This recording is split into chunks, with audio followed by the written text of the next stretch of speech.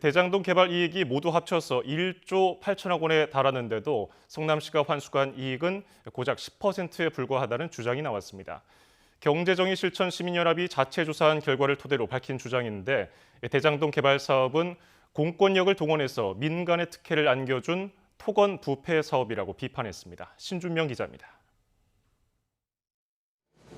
대장동 사업 시행사인 성남의뜰은 성남 주민들에게 토지 91만여 제곱미터를 강제 수용한 뒤 도로 등 공공용지를 제외한 땅을 민간 투자자들에 팔아 넘겼습니다. 국토부에 따르면 유상면적 47만여 제곱미터를 판매한 매각액은 2조 2,243억 원에 달합니다. 이렇게 땅을 팔아 성남의뜰이 벌어들인 수익은 7,243억 원에 달하는 것으로 추정됩니다. 토지 매각액에서 대장동 개발 사업비 1조 5천억 원을 제외한 금액입니다. 경실련 조사 결과 이번에 강제 수용해서 만든 이 공공 택지를 팔아서 발생한 이익은 7천억 정도가 됩니다. 이와 별도로 성남의뜰이 아파트를 분양해 얻은 수익은 1조 원을 훌쩍 넘는 것으로 추정됩니다. 대장동 아파트 4,340세대의 분양 원가를 평균 6억 6천만 원으로 추정하고 실제 분양가 평균 9억 1천만 원과 비교한 금액입니다. 결국 성남의뜰이 대장동 개발 사업을 통해 벌어들인 전체 수익은 땅 매각과 분양 대금을 합쳐 모두 1조 8,211억 원에 달한다는 계산이 나옵니다.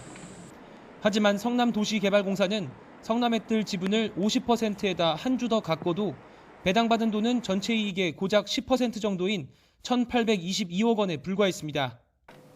성남의뜰 주주협약서에서 성남도공의 배당금이 일부 임대주택 용지의 공급가액인 1,822억 원을 초과하지 못하도록 한 탓이라는 게 경실련의 설명입니다.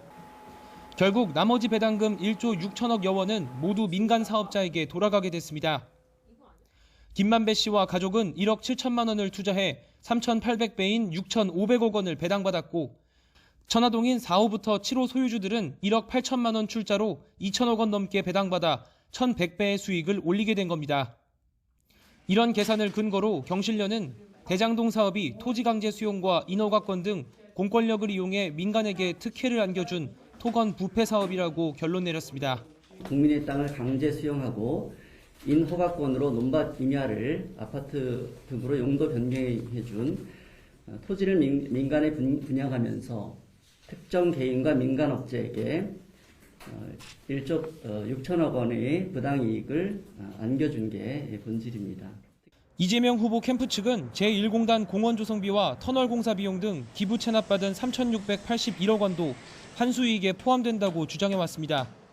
하지만 경실련은 이를 포함해도 환수이익은 5,503억 원, 환수율은 25%로 여전히 턱없이 낮은 수준이라고 지적했습니다.